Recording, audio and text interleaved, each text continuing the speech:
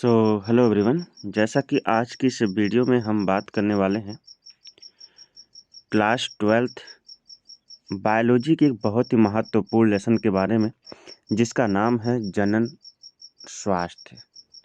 जनन स्वास्थ्य ये लेसन 4 होगा क्लास 12th के विद्यार्थियों के लिए, और क्लास 10th के विद्यार्थियों के लिए भी ये बहुत ही ज़्यादा महत्वपूर्ण टॉपिक है।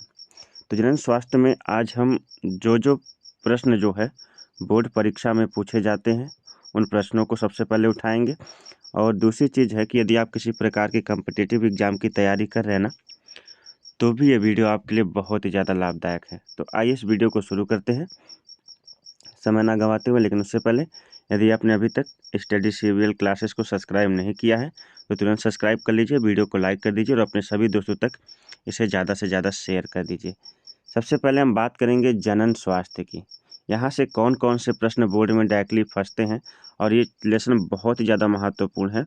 मैं आपको शुरू से बताता चल रहा हूँ कि ये इतना महत्वपूर्ण है कि आपका जनन और जनन स्वास्थ्य से जो है डायरेक्टली 14 से 18 नंबर के क्वेश्चन फंस जाते हैं। 14 नंबर, और 14 नंबर के क्वेश्चन जो फंसते हैं, जनन चैप्टर में पूरा ख़त्म कर चुका हूँ, उसे भी आप जाकर चैनल पर देख सकते हैं, या मैं डिस्क्रिप्शन उसकी लिंक दे दूँगा, वहाँ से देख लीजिएगा। और जनन और स्वास्थ्य हम जब शुरू करने जा रहे हैं, ठीक है। तो चलिए जनन स्वास्थ्य। विश्व स्वास्थ्य संगठन, जिसे हम WHO कहते हैं, के अनुसार जनन स्वास्थ्य से तात्पर्य जनन से सभी पहलुओं के साथ साथ शारीरिक, भावात्मक, व्यवहारात्मक, सामाजिक स्वास्थ्य है। यानी शरीर के स्वास्थ्य के साथ साथ जो है शरीर भावनात्मक रूप से, व्यवहारात्मक रूप से और सामाजिक रूप से जब स्वस्थ रहता है तो इसे ही स्वास्थ्य कहा जाता है, या जनन के रूप से जब स्वस्थ रहता है इसे जनन एवं स्वास्थ्य कहा जाता है। सबसे पहले परिवार नियोजन, जिसे कहते हैं फैमिली प्लानिंग, यानी परिवार को समायोजित कर लेना, परिवार को छोटा करना, ठीक है ना। यानी जनसंख्या जिस हिसाब से बढ़ रही है तो ऐसी स्थिति में परिवार नियोजन बहुत ज़रूरी है। यानी छोटा परिवार खुशी परिवार, ऐसा छोटा परिवार बनाना, ठीक है ना। परिवार नियोजन, परिवार को कंट्रोल करना, संतुलित करना, या फिर परिवार को छोटा करना, इस तरह से चीज़ें हैं। परिवार नियोजन की शुरुआत सन 1951 ईस्वी में हुई थी। 1951 में इसकी शुरुआत हुई थी। इस कार्यक्रम के तहत लोगों में जनन से संबंधित बातों के बारे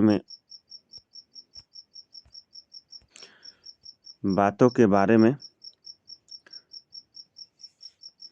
जागरूक किया और स्वस्थ समाज पाने के लिए अनेक सुविधाएं एवं प्रोत्साहन दिए जा रहे हैं। कहने का तात्पर्य है कि परिवार नियोजन के अंतर्गत जो है जनसंख्या को नियंत्रित करके जो है एक छोटा परिवार किस प्रकार से आपके लिए लाभदायक होता है, इसके बहुत सारे फायदे बताए जा रहे हैं और इसकी जागरूकता लोगों में फैलाई जा रही है। जनसंख्या विस्फोट, विस्फोट का मतलब होता है जब कोई चीज़ फटती है तो तेज़ी से फैल जाती है, ठीक है। तो इसी प्रकार से जो जनसंख्या वृद्धि हुई है पूरे देश में कह सकते हैं, या पूरे विश्व में जो जनसंख्या वृद्धि हुई है उसमें हमारे भारत में किस प्रकार से जनसंख्या की वृद्धि हुई है, इसी को जनसंख्या विस्फोट कहते हैं। तेज़ी से जनसंख्या का बढ़ना ही जनसंख्या विस्फोट है, ठीक है। अब हमारे देश में जनसंख्या सन 1981 ईस्वी में लगभग 70 करोड़ थी, और 2011 में आके 121.047 करोड़ हो गई है लगभग। विश्व भर में भारत चीन के बाद जनसंख्या के दूसरे स्थान पर है। यानी सबसे अधिक जनसंख्या चाइना में है, चीन में है, और दूसरे नंबर पर जनसंख्या जो है भारत में है। विश्व की कुल जनसंख्या का लगभग 15.5% भाग भारतीय हैं। पूरी जनसंख्या का 15.5 अकेले कौन है? भारतीय हैं पूरे विश्व में, बाकी और सभी हैं उसी में, ठीक है। जनसंख्या विस्फोट के क्या क्या कारण हो सकते हैं? जनसंख्या विस्फोट के कारण देखते हैं। ये सब जनसंख्या विस्फोट मोस्ट इम्पॉर्टेंट क्वेश्चन है, ये परीक्षा में अक्सर पूछ लेता है, इसे आप जो है ज़रूर तैयार कर लीजिएगा। और परिवार नियोजन भी, जनसंख्या विस्फोट एक और एक परिवार नियोजन, ये तैयार कर लीजिएगा आप, ये बोर्ड में आता है अक्सर, परिवार नियोजन और एक जनसंख्या विस्फोट, ठीक है। तेज़ी से जनसंख्या बढ़ना ही क्या कहलाता है? जनसंख्या विस्फोट कहलाता है। अब आइए, ये भी इम्पोर्टेंट है, जनसंख्या विस्फोट के कारण इसके निम्नलिखित कारण हैं। पहला, मृत्यु दर में निरंतर कमी, मरना कोई नहीं चाहता, ठीक है। और दूसरा है मृत्यु दर में कमी, पहली है मातृ मृत्यु दर में कमी, यानी पहले प्रसव के समय कभी कभी माता मर जाती थी, लेकिन अब उसमें चिकित्सा के द्वारा जो है ये संभव हो सका है कि जच्चा बच्चा दोनों स्वस्थ रहते हैं, और जो कि अच्छा भी है। शिशु मृत्यु दर में कमी, यानी शिशु मृत्यु दर में क्या कमी, ठीक है। जनन आयु वाले व्यक्तियों की संख्या में वृद्धि, यानी जो व्यक्ति जनन प्रक्रिया को सुचारू रूप से चला सकते हैं उनकी संख्या में वृद्धि, ठीक है। जन्म दर में वृद्धि कह सकते हैं, तेजी से जो है जन्म होना, ये जन्म दर में वृद्धि हो सकती है। जनसंख्या में तीव्र वृद्धि के कारण मूलभूत आवश्यकताओं का अभाव हो सकता है, यानी जो प्राथमिक आवश्यकताएं हैं उनका अभाव हो सकता है जब जनसंख्या तेजी से बढ़ेगी। अब मूलभूत अब जो है आवश्यकताएं हैं, जैसे घर है, अन्न है, कपड़े है आदि, ये सभी जो है मूलभूत आवश्यकताओं में आते हैं। जनसंख्या वृद्धि नियंत्रण के उपाय, जनसंख्या वृद्धि और नियंत्रण के उपाय देखिए कैसे नियंत्रित कर सकते हैं जनसंख्या वृद्धि को। तो जनसंख्या नियंत्रण सर्वाधिक प्रभावी तरीका गर्भ निरोधकों का प्रचार प्रसार है। गर्भ निरोधक मतलब होता है गर्भधारण को रोकने का प्रचार प्रसार है। छोटे परिवार वाले दंपतियों को प्रोत्साहन देना, जो छोटे परिवार के दंपति हैं उन्हें उनकी सहायता करना, ताकि इसको देखकर लोग जो है कम से कम अपने परिवार को जो है छोटा बनाने का प्रयास करें, अर्थात परिवार नियोजित करने का प्रयास करें।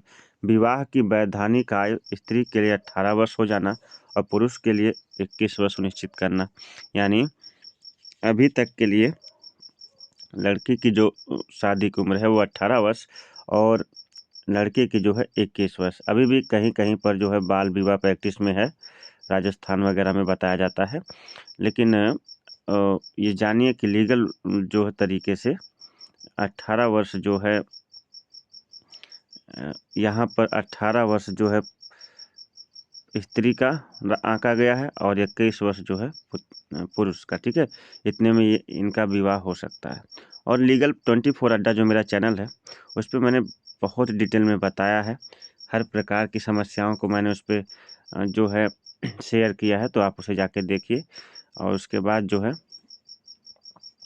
आगे चलते हैं गर्भ निरोधक। गर्भ निरोधक में क्या है, गर्भ निरोधक का मतलब होता है गर्भ को रोकना, गर्भ को रोकना यानी गर्भधारण ना होने देना, ठीक है।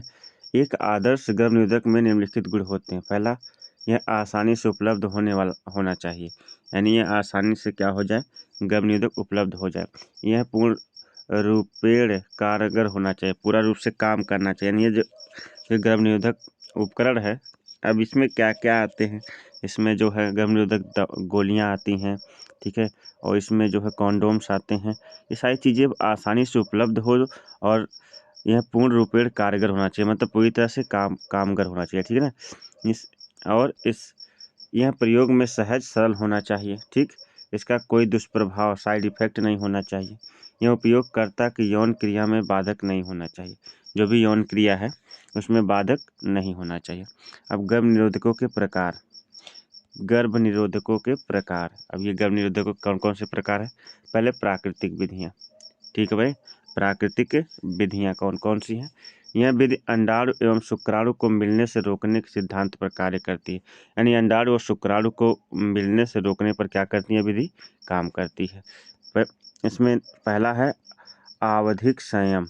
आवधिक संयम, इसमें दंपति मासिक चक्र के 10वें से 17वें दिन के बीच मैथुन क्रिया नहीं करते, क्योंकि इस दौरान गर्भधारण बहुत प्राकृतिक अवसर होते हैं, यानी जब मतलब दंपति में जब जो है मासिक चक्र होता है महिलाओं में, तो उसके 10वें से 17वें दिन तक पुरुष मैथुन क्रिया नहीं कर सकते या दोनों मैथुन क्रिया नहीं कर सकते। अगर इस दौरान करते हैं तो गर्भधारण के क्या होते हैं, अधिक चांसेस होते हैं। स्तनपान अनावर्त, प्रसव पश्चात जब बच्चा जन्म लेता है तो माँ जब तक शिशु को स्तनपान कराती रहती है तब तक ऋतुस्राव चक्र यानी अंडोत्सर्ग आरंभ नहीं होता। जब तक जो है बच्चा दूध पीता है तब तक जो है ऐसा कहा जाता है कि तब तक जो है अंडोत्सर्ग आरंभ नहीं होता है, ऋतुस्राव चक्र नहीं होता है। इस विधि में लगभग 6 माह तक कारगर मानी जाती है। यह विधि लगभग 6 माह तक कारगर मानी जाती है। 6 माह तक फिर जो है गर्भधारण नहीं हो सकता। ठीक है ना, आगे बढ़ते हैं। रासायनिक विधियाँ, पहला है वर्तिका विधि, दूसरा है जेली एवं क्रीम विधि, तीसरा शुक्राणुनाशक विधि। तो ये विधियाँ रसायन की विधियाँ हैं। तो चलिए गर्भ निरोधक गोलियाँ, इसमें एस्ट्रोजन तथा प्रोजेस्टेरॉन हार्मोन्स होते हैं। जो गर्भ निरोधक गोलियाँ होती हैं यानी गर्भ को रोकने वाली गोलियाँ होती हैं, उसमें एस्ट्रोजन और प्रोजेस्टेरॉन क्या होते हैं, हार्मोन्स होते हैं। नंबर 2 है, यह गोली ऋतुस्राव आरंभ होने के 5वें तथा 7वें दिन स्त्रियों को 21वें दिन तक दी जाती है। 5वें से 7वें दिन तथा 21वें दिन तक स्त्रियों को दी जाती है, जिससे डिंबोत्सर्ग क्रिया रुक जाती है। मतलब जो फैलोपियन ट्यूब में जो अंडे बनते हैं ना, वह क्रिया क्या होती है, रुक जाती है। यह सर्वाधिक प्रभावी एवं आसान तरीका है। सर्वाधिक प्रभावी भी है और कैसा है, आसान तरीका है। मालाडी, यह सबसे अधिक प्रयोग की जाने वाली गर्भ निरोधक गोलियाँ हैं। मालाडी जो है सबसे अधिक प्रयोग की जाने वाली गर्भ निरोधक गोलियाँ हैं। सहेली नामक गर्भ निरोधक गोली सप्ताह में 1 बार ली जाती है। सहेली नामक गर्भ निरोधक गोली सप्ताह में 1 बार ली जाती है गर्भ को रोकने के लिए। सहेली गर्भ निरोधक पिल और सेलेक्टिव एस्ट्रोजन रिसेप्टर मॉड्यूलेटर आदि गर्भ में कार्य करती हैं, अतः इसका रासायनिक नाम ओरमेलॉक्सीफेन है। ओरमेलॉक्सीफेन है, ठीक है ना, इसका रासायनिक नाम क्या है, ओरमेलॉक्सीफेन है। आगे बढ़ते हैं। शल्य क्रियात्मक विधि, अब ये इंपॉर्टेंट है, यहाँ से बोर्ड में बहुत सारे क्वेश्चन डायरेक्टली बन जाते हैं। शल्य क्रियात्मक विधियाँ, इसे बांध्यकरण विधि भी कहते हैं, जो कि इम्पोर्टेंट है। इसमें अस्थायी रूप से गर्भधारण प्रक्रिया को रोका जा सकता है। चैनल को सब्सक्राइब कर लीजिए तुरंत, क्योंकि बहुत फास्ट चल रहे हैं और कोशिश करेंगे कि एक ही वीडियो में पूरा का पूरा लेसन समाप्त कर दें। लेकिन फिर भी अगर देखा जाएगा, समय का अभाव है, अगर समय मिलता है तो पूरा लेसन एक ही वीडियो में ख़त्म होगा। बांध्यकरण प्रक्रिया को पुरुषों में शुक्रवाहक उच्छेदन तथा महिलाओं में डिंबवाहिनी नलिका उच्छेदन कहा जाता है। मतलब कि होता है शुक्र नलिका को बांध करके या डिंब नलिका को बांध करके जो है इस प्रक्रिया को यानी जिसका नाम है बांध्यकरण प्रक्रिया को अपनाया जाता है। कहने का मतलब है जिसको आप नसबंदी कहते हैं, इस प्रक्रिया में यही होता है। सगर्भता चिकित्सीय समापन, मतलब होता है गर्भता का चिकित्सीय समापन, यानी गर्भ को चिकित्सक रूप से रोकना। गर्भावस्था के पूर्ण होने से पहले स्वैच्छिक रूप से गर्भ को समाप्त करना चिकित्सीय सगर्भता समापन यानी MTP। यहाँ पर MTP जिसका फुल फॉर्म होता है medically terminate pregnancy. Medically terminate pregnancy MTP का पूरा नाम होता है, कहते हैं। मतलब होता है चिकित्सीय सगर्भता समापन। ठीक है, यह निम्न कारणों से अपनाई जाती है। नंबर 1, अनचाहा गर्भधारण। अगर कोई गर्भधारण नहीं चाहता है तो उसके लिए असुरक्षित संभोग अनचाहा गर्भधारण को जन्म देता है। असुरक्षित मतलब होता है यदि सुरक्षा के साथ संभोग ना किया जाए तो वह जो है अनचाहे गर्भधारण को क्या करता है, जन्म देता है।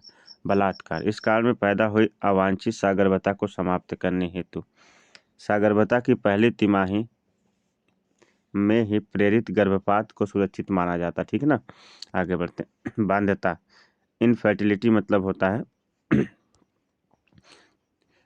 बाध्यता इसको जिसे हम साधारण भाषा में बांझ कहते हैं, और ये बहुत गलत शब्द है, लेकिन फिर भी समझाने के लिए मैं बोल रहा हूँ, अन्यथा मत लीजिएगा इसे। बाध्यता से तात्पर्य है बच्चा पैदा करने में असमर्थ होना।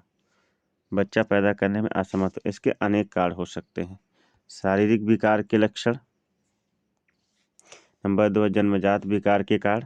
नंबर 3 है प्रतीक्षात्मक एवं मनोवैज्ञानिक रूप से भी इसके कई कारण हो सकते हैं। इसमें से कुछ विकारों का निदान करके दंपतियों को बच्चा पैदा करने में मदद की जा सकती है। ठीक है, इसके अतिरिक्त सहायक जनन प्रौद्योगिकी तकनीकी द्वारा भी बच्चे को जन्म में सहायता दी जा सकती है। अब ये जो आया आगे टॉपिक, ये मोस्ट इम्पॉर्टेंट है, तो सबसे पहले चैनल को सब्सक्राइब कर लीजिए और लीगल 24 अड्डा को भी जो सर्च करके सब्सक्राइब कर लीजिए, नहीं तो मैं डिस्क्रिप्शन में लिंक दे दूंगा, उसको क्लिक करके जो आप उसको भी सब्सक्राइब कर लीजिए, क्योंकि वहाँ से आपको लीगल कानून संबंधी सारी जानकारियाँ मिलेंगी। जैसे अभी एक जानकारी आई थी ना, उसी प्रकार से कई सारी जानकारियाँ हैं जो आपके जीवन में बहुत काम आ सकती हैं। तो पहले तो यहाँ देखिए, जिस टॉपिक को हम पढ़ने जा रहे हैं ये बोर्ड में बार बार पूछा गया, चाहे आप इंटरमीडिएट के स्टूडेंट हो, चाहे जो है हाई स्कूल के, ठीक है, सबके लिए ये बहुत ही महत्वपूर्ण क्या है टॉपिक है। परख नली शिशु, परख नली शिशु ये टॉपिक कितना महत्वपूर्ण आप सभी जानते हैं। परख नली शिशु करा कि भ्रूण का इन विट्रो विकास के बाद सामान्य स्त्री के गर्भाशय में भ्रूण के स्थानांतरण की प्रक्रिया को परख नली शिशु कहते हैं। यानी जब पूर्ण रूप से जो है, जब ये कह सकते गर्भधारण नहीं होता है, तो ऐसी स्थिति में परख नली में शिशु को वो सारे चीज़ें प्रदान करके जब क्या किया जाता है, उत्पन्न किया जाता है, इसे परख नली शिशु कहते हैं। और उचित समय दे करके फिर से मादा के गर्भाशय में छोड़ दिया जाता है, ठीक है ना। आगे चलते, इस तकनीकी का उपयोग उन स्त्रियों के लिए होता है जिनकी अंडवाहिनी विकृत होती, मतलब अंडवाहिनी विकसित नहीं होती है, इनके पतियों के वीर्य में शुक्राणु नहीं होते, या फिर पतियों के वीर्य में शुक्राणु नहीं होते। परख नली शिशु की उत्पत्ति सबसे पहले प्रयास इटली के वैज्ञानिक डॉक्टर पेट्यूसी ने 1959 ईस्वी में किया था। डॉक्टर पेट्यूसी ने 1959 ईस्वी में सबसे पहले परख नली शिशु का क्या किया था, उत्पत्ति का सबसे पहले प्रयास किया था। परख नली शिशु जन्म की प्रक्रिया, सबसे पहले स्त्री के जनन पथ में अनिषेचित अंडा लिया जाता है। यानी स्त्री का जो जनन पथ होता है फैलोपियन ट्यूब, वहाँ से क्या किया जाता है, एक अनफर्टिलाइज्ड एग लिया जाता है, अनिषेचित अंडा लिया जाता है। अब यह एक अजन्म परिस्थितियों में सुरक्षित रखा जाता है। मतलब अजन्म का मतलब कोई किसी प्रकार का जर्म वहाँ पे ना पहुँच पाए, कीटाणु जीवाणु ना पहुँच पाए, ऐसी स्थिति में सुरक्षित रखा जाता है। इसके साथ स्त्री के साथ पति के शुक्राणु को एकत्रित कर लिया जाता है। पति का शुक्राणु भी क्या किया जाता है, एकत्रित कर लिया जाता है। इसके बाद संगर्भित माध्यम से शुक्राणु व अंडाणु को निषेचित कराया जाता है, युग्मनज किया जाता है। यानी संगर्भित माध्यम का मतलब उचित माध्यम में मादा के जो है अंडाणु और नर के जो है शुक्राणु को क्या कहता है, आपस में निषेचित कराया जाता है। इस युग्मनज को इन विट्रो 32 कोशिकीय अवस्था तक आने दिया जाता है। यानी जब भ्रूण बनता है तो कम से कम 32 भ्रूण जब बनते हैं, इस दौरान स्त्री के गर्भाशय के एंडोमेट्रियम में प्रत्यारोपित किया जाता है। इस तरह स्त्री की सगर्भता शुरू हो जाती है और गर्भाधान के समय पूर्ण होने से शिशु का जन्म हो जाता है। ऐसा शिशु परख नली शिशु कहलाता है, क्योंकि सबसे पहले परख नली शिशु को जो है परख नली में ले करके जो है क्या किया गया था, उसे उत्पन्न किया गया था। अब इसका जो सेकंड पार्ट है सरोगेट मदर, जो कि बहुत ही महत्वपूर्ण टॉपिक है। अब IVF स्थानांतरण और उसके बाद जो भी टॉपिक है बड़े ही महत्वपूर्ण है, लेकिन ये क्लास में जो है सेकंड पार्ट में लूँगा। अभी तक की क्लास कैसी लगी कमेंट बॉक्स में लिखिएगा। जो चैनल पर नए हैं तो जरूर सब्सक्राइब कर लीजिए, वीडियो को लाइक करिए और अपने सभी दोस्तों तक इसे ज़्यादा से ज़्यादा शेयर करिए। मिलते हैं एक नए वीडियो के साथ, तब तक के लिए आप सभी को नमस्कार, बाय बाय, जय हिंद।